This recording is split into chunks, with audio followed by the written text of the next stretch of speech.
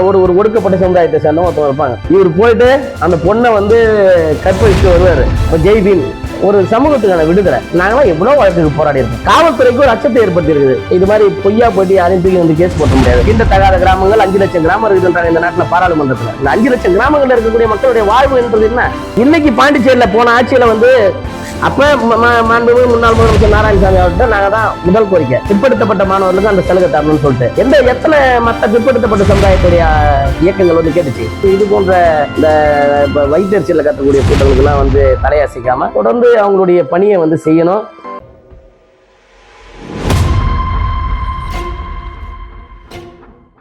கற்பி ஸ்டுடியோவின் இனியதொரு வணக்கம். கடந்த 20 ஆண்டுகளாக புதுச்சேரி மாநிலத்தில் மாணவர்கள் மற்றும் இளைஞர்களுக்கு களத்தில் நின்று போராடி அவர்களின் உரிமைகளை மீட்டு தந்திருக்கும் புதுச்சேரி மாணவர்கள் கூட்டமைப்பு நிறுவனர் சாமிநாதன் அவர்களோட ஒரு சிறப்பு நேர்காணலை தான் இன்னைக்கு காண வந்திருக்கோம். வணக்கம். வணக்கம். நடிகர் ரஞ்சித் அவர்கள் வந்து ஒரு படம் எடுத்திருக்காங்க சார். அந்த படத்து பேர் வந்து கவுண்டமலை. அந்த படத்தை வந்து பாட்டு வெளியிட்டாங்க நிகழ்வு கடந்த ரஞ்சித் எடுத்த படமா? நடிகர் ரஞ்சித். நடிகர் ரஞ்சித் எடுத்த படம். அந்த படம் வந்து கடந்த வாரம் வந்து ஆடியோ ரிலீஸ் பண்ணாங்க. அந்த ஆடியோ ரிலீஸில் வந்து பேரரசு, பிரவீன் காந்தி போன்ற பழைய இயக்குநர்கள் அவங்களாம் வந்து பேசியிருக்காங்க. அதில் பிரவீன் காந்தி தான் இன்னைக்கு சொல்கிற வார்த்தை வந்து பெரும் சர்ச்சையை ஏற்படுது. என்னன்னாக்கா, இயக்குனர் ரஞ்சித் அவர்களும் வெற்றிமாறன் வந்த பிறகுதான் இன்னைக்கு தமிழ் சினிமா வந்து தளர்ச்சி அடைஞ்சிருக்கு அப்படின்னு ஒரு விவாதத்தை ஏற்படுத்திருக்காரு. இது சமூக வலைதளத்தில் வந்து பெரும் பேசு பொருளாகவும் விவாதமாக பேசுகிறாங்க. இது உங்களோட நிலைப்பாடை நீங்கள் என்ன பார்க்குறீங்க? முதல்ல வந்து உங்களுடைய இந்த ஆக்கப்பூர்வமான இந்த அலசலை வந்து உருவாக்கக்கூடிய இந்த கற்பி யூடியூப் தொலைக்காட்சிக்கு வந்து என்னுடைய மனமார்ந்த பாராட்டுகளையும் வாழ்த்துக்களையும் தெரிவிச்சுக்கிறேன். நேயர்களுக்கும் அது இதுக்காக வந்து வாழ்த்துக்களை தெரிவிச்சுக்கிறேன். தொடர்ந்து அவங்களுக்கு ஆதரவு தரக்கூடிய நேயர்களுக்கும் வாழ்த்துக்களை தெரிவிச்சுக்கிறேன். இது வந்து சின்ன சின்ன யூடியூப்பில் நான் வந்து அந்த பிரவீன் அவர் பேசின அவர் வந்து பேசின ஒரு சில செய்தியை பார்த்தேன். ஒரு அப்பட்டமாக வந்து ஒரு ஒரு ஒரு ஒரு பக்கத்தையே மறைச்சிட்டு ஒரு பக்கத்தை மட்டும் அம்பலப்படுத்துகிற மாதிரி பேசுறது அது ஏற்புடையதாகவே இல்லை. ஏன்னா நம்ம காலங்காலமாக வந்து சினிமா துறையை வந்து நம்ம பார்த்துட்டு தான் இருக்கோம். இப்போ அதுக்கு முன்னாடியெல்லாம் வந்து குறிப்பிட்டு ஒரு சில படப்பேரை கூட நான் சொல்ல விரும்பல. பொதுவாகவே சினிமா படங்களில் பார்த்தீங்கன்னாக்கா வில்லன்கள் இருப்பாங்க. ஒரு சேரி பகுதிக்கு போவாங்க, அங்கே இருக்கிற பெண்களை கற்பழிப்பாங்க, அதுக்கு வந்து சந்தா கட்டுவாங்க, இல்லை இப்போ வந்து உள்ளே வந்து வரக்கூடாதுன்னு சொல்லி தடுப்பாங்க. அது போன்ற படங்கள்லாம் சாதிய படங்களாக தெரியாத இயக்குநர்களுக்கு ஒரு ஆக்கப்பூர்வமாக ஒரு சேரியில் இருக்கக்கூடிய மக்களுடைய வாழ்வாதார வாழ்வு சூழல், அவங்க படக்கூடிய துன்பங்கள், அவங்க எது போன்ற விஷயங்களை அனுபவிக்கிறாங்க. இப்போ ஜெய்பீம் போன்ற படங்கள்லாம் வந்ததுக்கு பிறகு பழங்குடி மக்களுக்கு ஒரு மிகப்பெரிய ஒரு பாதுகாப்பு அரணே கிடைச்சது. ஒரு பாதுகாப்பு அரண் இன்னைக்கு தொடர்ச்சியா வந்து பழங்குடி மக்கள் மீது பொய் வழக்குகள் போடப்பட்டதுன்ற நிதர்சனமான உண்மை. தொடர்ச்சியா பல்வேறு முதலாளிகள் செய்த தவறுகளை மறைக்கிறதுக்கு பழங்குடி சேரியில் இருக்கக்கூடிய வாயற்ற மக்களோட மீது வந்து வழக்கு போடுறது, அந்த மாதிரியான விஷயங்கள் வந்து தொடர்ச்சியா நடந்தது. இப்போ இதை வந்து யாராலையும் வந்து இல்லை அப்படின்னு சொல்லிட்டு தடுத்துட முடியாது. அப்படி இருக்கும்போது அந்த மாதிரியான விஷயங்களை, வாழ்வியல் சார்ந்த விஷயங்களை ரஞ்சித், ஒரு செல்வராஜா இருக்கட்டும், மற்ற இயக்குனர்லாம் வந்ததுக்கு பிறகு அது போன்ற வாழ்வியல், அந்த மக்களுடைய வாழ்வியல் வெளியில இருக்கக்கூடிய மக்கள் மத்தியில் போய் சேருது. அப்ப இதை வந்து சாதிய படமா நீங்க பாக்குறதுனாலே அவங்க யாருடைய மனசுல வந்து சாதியம் இருக்கு அப்படின்றத நம்ம அதை முடிவு பண்ணிக்கணும். ஏன்னா சாதியம் இருக்கக்கூடியவங்க அது வலிக்கும். ஏன்னா தொடர்ச்சியா வந்து என்ன அடக்கி ஆண்டுகிட்டே வந்துட்டான். என்னை எப்படி அடக்கி வச்சு வாழணும்னு நினைச்சிட்டான். அப்படி வாழணும்னு நினைக்கிறவன் என்னுடைய படத்துல நான் சாதியை காட்டணுமா, நீங்க சாதியை காட்டிருக்கீங்க. அதாவது எப்படின்னு கேட்டீங்கன்னா, ஒரு ஊரு, அந்த ஊர்ல ஒரு சின்ன கிராமமா ஒரு வந்தாங்க, கவுண்டர் வர்றாருன்னா கை கட்டி நிக்கணும், இடுப்புல துண்டு வச்சுக்கணும் அப்படின்னு சொல்லிட்டு ஒரு சமூகத்தை காட்டுவீங்க. அதுக்கு ஒரு கேரக்டராகவே காட்ட மாட்டீங்க. ஆனா அந்த கேரக்டர் உங்க பின்னாடியே பயணிச்சிருக்கும் படம் ஃபுல்லா. அப்ப என்னன்னா, அந்த எல்லாம் இது வந்து ஒரு குறிப்பிட்ட படங்கள், நான் ஒரு சமூகம் சார்ந்து சொல்ல, நீ எந்த சமூகம் என்ன எடுத்துக்கோ. இப்போ தேவர் மகன் சொல்லிட்டு நிறைய பேர் உதாரணம் சொல்றதுக்காக சொல்றேன். இப்போ தேவர் மகன் படத்துல பாத்தீங்கன்னா ஒருத்தவங்க துண்டை வச்சுன்னா ஐயா ஐயான்னு பின்னாடி சுத்தக்கூடிய ஒரு கூட்டம் வந்து சுத்தம். அவன் அந்த சமூகத்தை சார்ந்தவனா காட்ட மாட்டாங்க. ஆனா அந்த சமூகத்தை சார்ந்த 2 பேருக்குள்ள இருக்கிற சண்டையை தான் காட்டுவாங்க. ஆனா ஒரு ஒரு குறிப்பிட்ட ஒரு சமூகம் வந்து பின்னாடி ஓடினே இருக்கும். இப்படி வந்து சாதிய கட்டமைப்பு வந்து தொடர்ந்து உருவாக்குறது தானே. இப்ப அதே போன்ற எத்தனையோ சாதிய படங்கள் இன்னைக்கு ரொம்ப மிக கொடுமையான படங்கள்லாம் வந்திருக்கு. இன்னைக்கு சமீபத்துல வெளியான சாதிய படங்கள், அந்த அவருடைய தம்பி பேர் கூட எனக்கு மறந்துட்டேன் நான். ஒரு ஒரு ஒரு மோகன்ஜியா, மோகன்ஜின்னு ஒருத்தர், அவர் ஒரு படம் எடுத்திருந்தாரு. இப்ப அவரோட பேர் கூட நிக்கல பாருங்க மனசுக்குள்ளார. அதுதான் அவங்களுடைய படத்துடைய தரம் அப்படின்னு சொல்லிட்டு நம்ம பார்க்கணும். இப்ப அந்த படத்துல வந்து பாத்தீங்கன்னா போயிட்டு வன்மத்தை நீங்க கத்து கொடுக்குற மாதிரி அதெல்லாம் வந்து ஒரு வீரம்னு சொல்லி பேசக்கூடிய, அப்படி வந்து ரஞ்சித்தோடைய படத்துலயோ மாரி செல்வராஜுடைய படத்துலயோ இல்ல நம்ம வெற்றிமாறனுடைய படத்துலயோ நம்ம விரும்பி போய் பார்க்குறோம். ஏன்னா இந்த இடத்துல ஏதோ ஒரு சமூகத்துக்கு ஒரு கருத்து இருக்கு, ஒரு கருத்தியல் சொல்லப்படுது, அந்த கருத்தியலை நம்ம கேட்கணும் அப்படின்னு சொல்லிட்டு. இப்போ கூட கலைஞருடைய பேரன் வந்து ஒருத்தர் வந்து ஒரு படம் ஒன்று நடிச்சிருந்தார் இல்லையா, ஒரு சேரியோ ஒரு ஊர் இருக்கும், 2 பேர் நண்பர்களாகவே இருப்பாங்க, நண்பர்களாக கூட்டாங்க. நான் அந்த படம் பேர் எனக்கு ஞாபகம் இல்லை. அந்த படத்துல ஒரு கருத்து சொல்லப்பட்டுச்சு. அது மாதிரி இந்த இயக்குனர்லாம் வந்ததுக்கு அப்புறம் கலைத்துறை என்பது அனைவருக்குமான துறையா மாறின்னு இருக்கு. அப்படி மாறி இருக்கும் போது அதை வந்து குறையா வந்து சொல்றது வந்து குறை சொல்றவங்க மனசுலதான் சாதி இருக்கு. அந்த சாதியத்தை அவங்களால ஏத்துக்க முடியல, சாதி அடக்குமுறையில. அதுவும் அவர் எந்த படத்துடைய நிகழ்ச்சியில போயிட்டு இதை பேசினாருன்றது ஒண்ணு இருக்குது இல்லையா, அங்கேயே சாதி இருக்கு. அப்ப சாதி அடைய படம் நீங்க வந்து ரஞ்சித் எடுத்த படங்கள்ல எந்த படத்துல வந்து சாதிய பெயர் வச்சு படம் எடுத்தாருன்னு வந்து சொல்ல முடியாது. ஒரு தலித்துன்னு பேசினாலே அது வந்து ஒரு குறிப்பிட்ட சாதின்ற மாதிரியான புரிதல் நீங்க இருக்கிறீங்க. தலித்துன்றது பேசுறது வந்து தலித்துன்ற சொல்லுக்கான பொருள் என்ன, ஒடுக்கப்பட்டவர்கள்னு அர்த்தம். அப்போ ஒடுக்கப்பட்ட மக்கள்ல இங்க இருக்கக்கூடிய வன்னியர் சமூகமும் இருக்கு. அது வந்து நீ இல்ல நாங்க ஆண்ட சமூகம்னு சொன்னா உனக்கு நீ அறிவற்ற நிலையில இருக்கிற, நீ அதோட அந்த அரசியலை புரிஞ்சிக்கலாம்னு அர்த்தம். உண்மையானனா தலித்துகள் என்ற இதுல வந்து ஒடுக்கப்பட்டவர்கள், இந்த சமூகத்தினால ஒடுக்கப்பட்டவர்கள். இதுல எஸ்சினா ஷெட்யூல்டு கேஸ்ட்ன்றது பட்டியலிடப்பட்டவர்கள். இந்த நாட்டில் 1964 நாடு முழுவதும் இருக்கக்கூடிய இந்த தீண்டத்தகாதவர்கள்னு சொல்லிட்டு இந்த சமூகத்தை சனாதன சமூகத்தால் ஒதுக்கப்பட்டவங்க, இன்னைக்கு அவங்கள பட்டியலிட்டவங்க தான் எஸ்சின்றது. அப்ப அவர் வந்து நான் தலித்தோட படம் எடுக்கிறதுன்றது அனைவருக்குமான படம், இந்த மண்ணின் மைந்தர்களுக்கான படம். தலித்திய அரசியல் என்பது பேசப்படணும், தலித்திய அரசியல் என்பது விவாதிக்கப்படணும், மக்கள் மத்தியில ஒரு கிளர்ச்சியை உருவாக்கணும். ஏன்னா இப்ப கற்பி ஒன்று புரட்சி செய்யறதை வந்து எங்களுக்கு இப்ப அம்பேத்கர் சொல்லி கொடுத்தது, நான் மக்கள் மத்தியில நான் கற்பிக்கவே இல்லை. இப்ப தலித்துகளுடைய வாழ்வியலை வந்து நாங்கள் கற்பிக்கவே இல்லை. அந்த கற்பித்தல் என்பதை வந்து இன்னைக்கு இந்த இயக்குனர்லாம் செய்யறாங்க. இதை வந்து அதை கற்பிக்கும் போது அதை ஒரு சில இயக்குனரால ஏத்துக்க முடியலன்ற மாதிரி தான் என்னுடைய பார்வை. இல்ல வெற்றிமாறன் வந்து ஒரே ஒரு படம் தான் வந்து சாதியத்தை வந்து எடுத்துருந்தாங்க.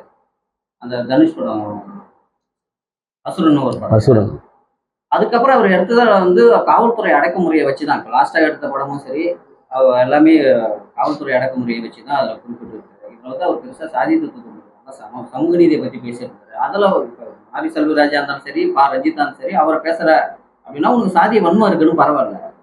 சமகாலத்துல சமூக நீதி போராளியா இன்னைக்கு வந்து வெற்றிமாறன் பயணிக்கிறாரு. அதுல மக்களுக்கு அடிப்பட்ட அந்த வழியை எடுத்து சொல்றாரு. அதுலயும் அவர் ஒரு சாதியத்தை பூசி அவருடைய ஒரு பெரிய ஒரு எழுத்தாற்றலையும் திரைப்பட இயக்காற்றலையும் வந்து குறை சொல்றது வந்து எந்த விதத்திலும் ஏற்றுக்க முடியாது. அது நீங்க என்ன பாக்குறீங்க? இல்ல இப்ப வெற்றிமாறன் அவருடைய கருத்தியல்ன்றது நம்ம வந்து அவங்க கருத்தியலை வந்து எந்த இடத்துல இருந்து எடுத்துக்கிறாங்கன்றதை நம்ம பார்க்க வேண்டியது மிக முக்கியமான காரணமா இருக்கு.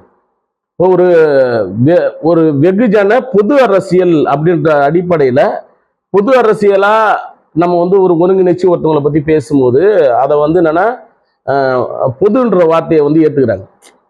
ஒரு தலித்ன்ற வார்த்தையை சொல்லி பேசும்போது அதோடைய பொருள் புரியாம அதை வந்து எதிர்க்கிறாங்க. என்னுடைய பார்வை அதுதான்.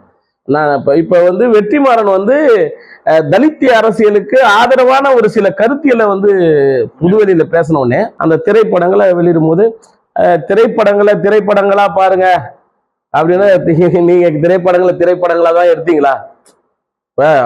நீங்க அலைகள் ஓய்வதில் கூட எடுத்துக்கலாம். என்ன தியாகராஜன் ஒரு வீட்டுல இருப்பாரு, சிலுக்கு சுமிதா தியாகராஜன் பொண்டாட்டியா இருப்பாங்க.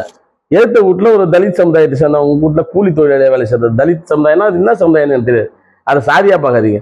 தலித்துன்றது நான் ஒரு ஒடுக்கப்பட்ட சமுதாயத்தை சேர்ந்தவங்க ஒருத்தவங்க இருப்பாங்க. இவர் போயிட்டு அந்த பொண்ணை வந்து கற்பழிச்சுட்டு வருவாரு. வெளியில வந்து அவங்க வீட்டுக்காரன் கையை கட்டின்னு நின்று அழுது நிற்பான். அவனுக்கு ஏதாவது பார்த்த பொண்டாட்டி வந்து வாசல்லையே சிலுக்கு சுமிதா அழுது நிற்கும், இவர் தப்பு பண்ணிட்டு வர்றது. அப்ப அந்த மேற்சாதி கீழ்சாதி இப்படிதான் ஆண்டு படிச்சிருந்ததுன்னு சொல்லிட்டு காட்டினீங்க. ஆனா அந்த படத்தை வந்து அலைகள் ஒரு மிகப்பெரிய படமா தானே கொண்டாடணும். அது மாதிரி ஒவ்வொரு படத்துலையும் இந்த மாதிரியான இது இருக்குது. பொன்னம்பலம் திடீர்னு போவார் ஊருல ஒரு இருக்கிற அவரு இது பெரிய ஜாதியா இருப்பாரு. நாட்டாம படத்துல உள்ள இருக்கிற ஒரு பொண்ணை போயிட்டு ரேப் பண்ணிட்டு வர நாட்டாம தீர்ப்பு கொடுப்பாரு. அந்த தீர்ப்பு வந்து ஏற்புடைய தீர்ப்பாயிடுமா? இது மாதிரி வந்து படங்கள் திரைப்படங்கள் நிறைய இருக்குது. அப்ப உதாரணத்துக்கு சொன்னா நம்ம சொல்லினே இருக்கலாம். அதனால திரைப்படங்களை திரைப்படங்களாக பார்க்கறத விட ஒரு சமூகத்துக்கான விடுதலையா, இப்ப ஜெய்பீம் ஒரு சமூகத்துக்கான விடுதலை, ஒரு தொடர்ந்து ஒடுக்கப்பட்டிருந்த ஒரு பழங்குடி மக்களுக்கான விடுதலை. தொடர்ந்து அவ்வளவு வழக்கு, நாங்களாம் எவ்வளவு வழக்குக்கு போராடி இருக்கோம். புதுச்சேரியில இருந்து எத்தனையோ வழக்குக்கு தமிழ்நாட்டுக்கு போய் போராடி இருக்கோம்.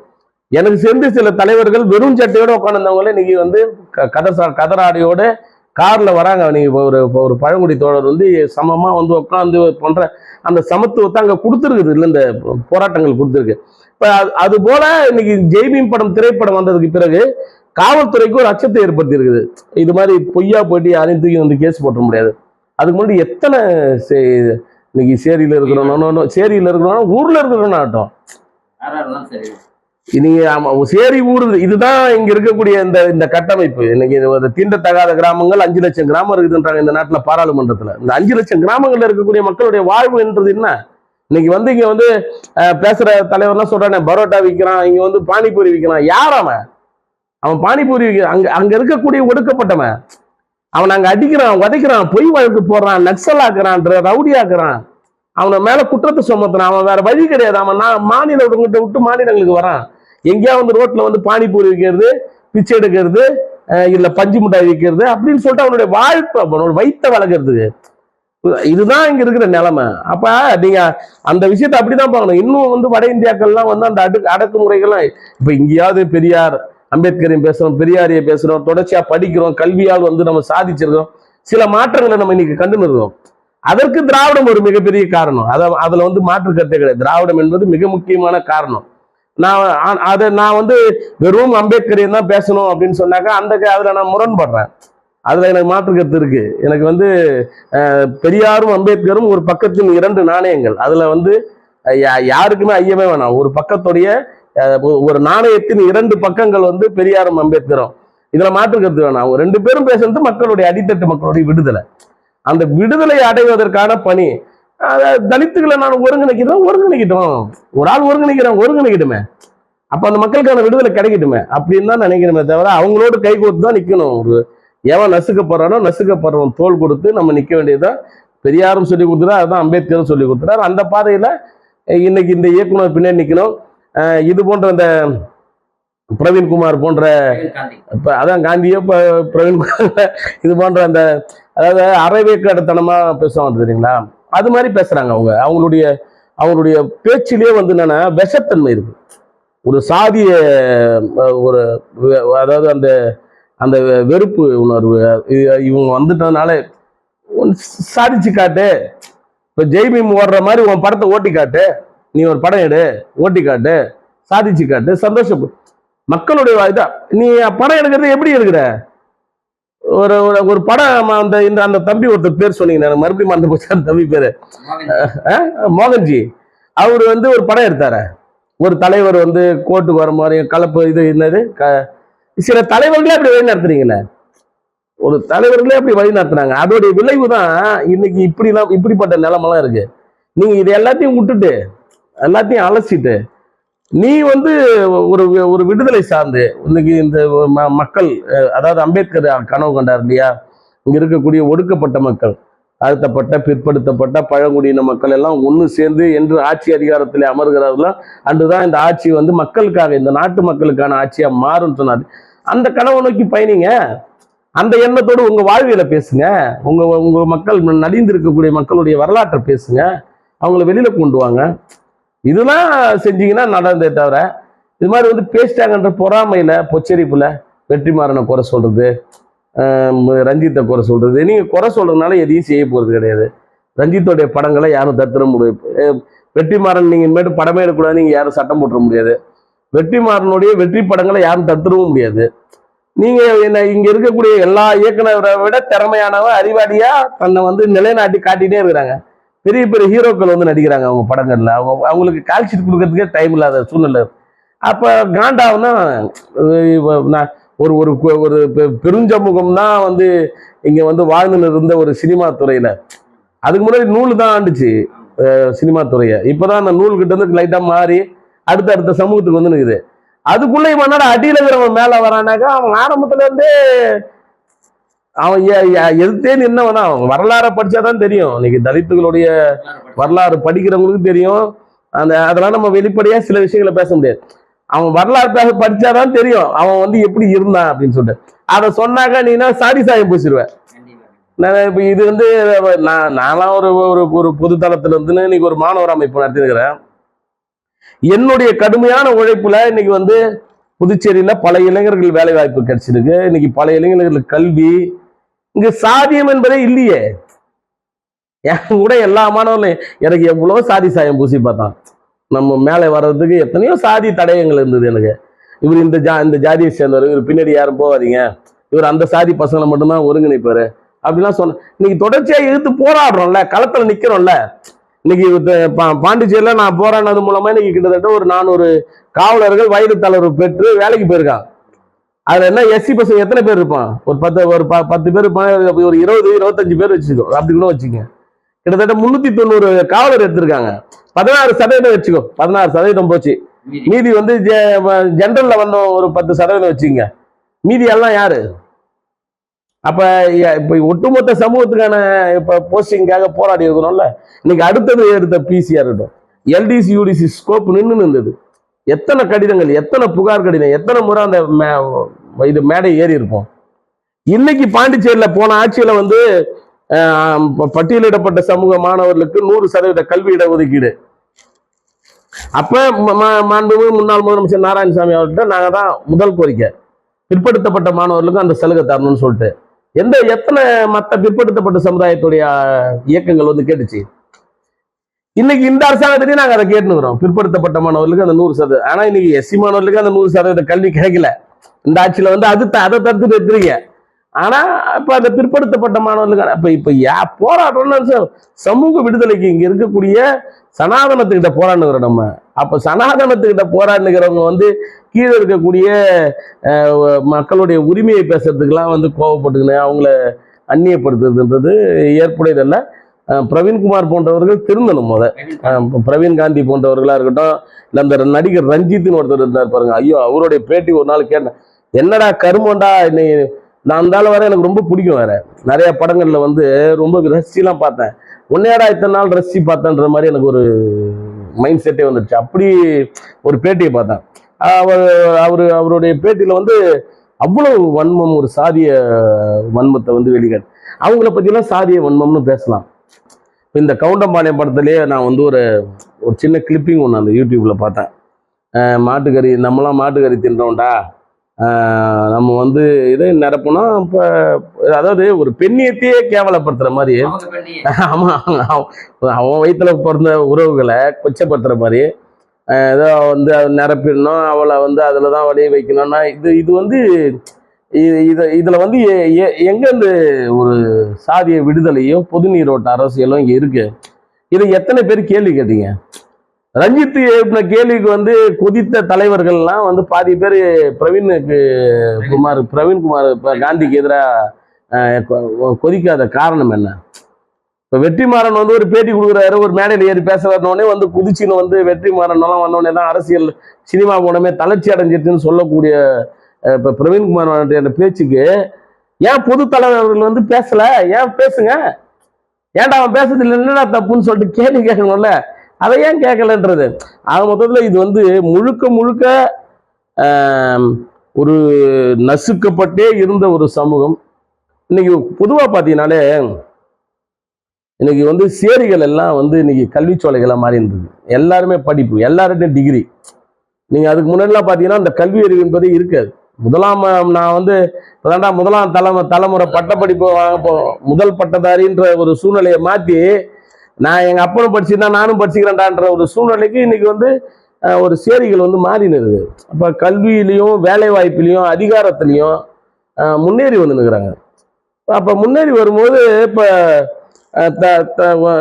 தங்கள் சமூகம் நான் என்னுடைய சமுதாயத்துக்கு கீழே இவங்கெல்லாம் கீழே அப்படின்னு நினைச்சுன்னு இருந்தவங்களை மீறி ஒரு துறையில வந்து ஒரு சிலர் வந்து சாதிக்கிறாங்கன்னும் போது சில கடுப்பு, ஒரு வெறுப்பு, அந்த வெறுப்புணர்வுல வந்து இது போன்ற பேச்சுக்களை வந்து இவங்க கொண்டு வரவங்க. அவங்க போய் அந்த திரைப்பட அந்த அந்த அந்த திரைப்படவுடைய விழா, அந்த திரைப்படத்துல எடுத்திருக்கக்கூடிய காட்சிகளை பார்த்து காரி துப்பிட்டு வந்திருக்கணும். முறையா அதுதான் செய்யணும். ஐயோ என்னையா இப்படி படம் எடுத்து வச்சிருக்கீங்க, ட்ரெய்லர்ல பார்க்கறதே கொடூரமா இருக்குது, இந்த வார்த்தைகள் அசிங்கமானதாச்சே, இந்த வார்த்தைகள் இந்த மண்ணில் ரத்தமும் சதையும் ஓடக்கூடிய ஒரு சமூகம் வாழ்ந்துருக்கிற ஒரு சமூகத்தை குறிக்கிற மாதிரி இருக்குது, இது தப்புடான்னு சொல்லிட்டு கேட்கணும்ல. அதை கேட்கல. மற்ற எந்த ரஞ்சித்தோடைய படத்துல நீங்க வேணா சொல்லுங்க, இல்ல சில மாரி செல்வராஜ் படமா இருக்கட்டும், இல்ல வெற்றிமாறன் படமா இருக்கட்டும், நீங்க குறிப்பிட்டு சொல்லக்கூடிய எந்த படத்துலயாவது ஏதாவது ஒரு குறிப்பிட்ட சாதியை குறிப்பிட்டு அவங்களுடைய சாதியுடைய தலைவர்களுடைய அடையாளத்திலையோ இல்ல சாதியை குறிப்பிட்ட ஏதாவது ஒரு இடத்துல அவங்க பேசியிருப்பாங்கன்னு சொல்லுங்க. ஏன் வாழ்வியல பேசினேன், நான் தொடர்ச்சியா டெய்லி சந்திக்கிற பிரச்சனையை பேசினேன். நீங்க அதே வந்து என்னன்னா இதை வாழ்வியலா ஒரு புதுசா கட்டமைச்ச, ஒரு அசிங்கமா கட்டமைச்ச, எல்லாருமே வந்து காதலிச்சு போயிட்டு மாற்று சமூக பொண்ணை போய் காதலிச்சு தான் கல்யாணம் பண்ணிக்கிறானா? அப்படி காதலிச்சு சார் கல்யாணம் பண்ணவங்கலாம் வந்து குடும்பப்பட்டி தான் வந்து வீட்டுல வச்சுன்னுக்கிறோமா? அப்படிப்பட்ட சூழ்நிலை இருக்குதுல்ல. அப்ப எல்லாரும் இன்னைக்கு வந்து கல்வியால் வளர்க்கப்பட்டிருக்கிறான், இன்னைக்கு அறிவு சார்ந்து வளர்றான். இதை ஏற்றுக்கொள்ள முடியாத ஒரு சிலர்கள் இது போன்ற காழ்ப்புணர்வு அரசியலை பேசினே இருப்பாங்க. வெற்றிமாறன், மாரி செல்வராஜ், ரஞ்சித் போன்ற தலை சிறந்த இயக்குநர்கள் இது போன்ற இந்த இப்போ வைத்தறிச்சலில் கற்றக்கூடிய கூட்டங்களுக்கெல்லாம் வந்து தலையசைக்காம தொடர்ந்து அவங்களுடைய பணியை வந்து செய்யணும். ஏன்னா அவங்க பணி இந்த நாட்டுக்கு தேவையான பணி. இது வந்து ஏதோ ஒரு இங்கே மட்டும் இல்லை, இன்னும் வட இந்தியாக்கள்லாம் வந்து தலித்துகள், இந்த ஒடுக்கப்பட்டோர் வந்து மிகப்பெரிய கொடுமைகளை சந்திக்கக்கூடிய கிராமங்களுக்கு இன்னைக்கும் வந்து பெண்களை வந்து ஏலம் விடக்கூடிய கிராமங்கள் இந்தியாவில் இருக்கு. இன்னைக்கும் வந்து தோல் அடிச்சாதான் சோறு போடுன்ற கிராமங்கள் இந்த நாட்டில் இருக்கு. நான்லாம் அதெல்லாம் கண்ணால பார்த்துருக்கிறேன். பல வட இந்தியாவுக்கு பயணிச்சிருக்கிறோம், நிறைய கிராமங்களில் பார்த்துருக்குறோம். மக்கள் வந்து வீடு கட்டியே வாழ முடியாத நிலைமை இருக்கு. வீடு கட்டியே வாழக்கூடாது. அங்கே தலித்துகள் வந்து வீடு கட்டி வாழக்கூடாது. அது போன்ற கொடுமைகள் இருக்கு. இன்னைக்கு இப்போ மலை குன்றுகளில் வாழக்கூடியவங்க, அங்கே இருக்கக்கூடிய பொய் வழக்குகளில் சித்திரவதைக்குள்ள ஆளாக்கப்படுறவங்க, கொடுமை, அங்கே இருக்கக்கூடிய உயர் சாதியினால் தினந்தோறும் பாலியல். இப்போ என்ன, ஒரு பாராளுமன்றத்தில் விவாதிக்கப்பட்ட விவாதத்தை நான் சொல்றேன். 1 மணி நேரத்திற்கு 10 தலித் பெண்கள், அதாவது 1 மணி நேரத்திற்கு 10 தலித் பெண்கள் வந்து இந்த நாட்டில் பாலியல் வன்கொடுமைக்கு தினந்தோறும் ஆளாக்கப்படுறாங்க. 1 மணி நேரத்துக்கு 1 hour 10 பேர் இன்னைக்கு வந்து பாலியல் பலாத்காரத்துக்கு, பாலியல் வன்புணர்வுக்கு ஆளாக்கப்படுகிறார்கள்னு சொல்லும்போது தலித் என்ற அந்த ஒடுக்கப்பட்டோர், இந்த பெண்களும் ஒடுக்கப்பட்டோராக தான் நான் பார்க்குறேன். அந்த பெண்கள் வந்து அப்படிப்பட்ட சூழ்நிலைக்கு மாறுறாங்க.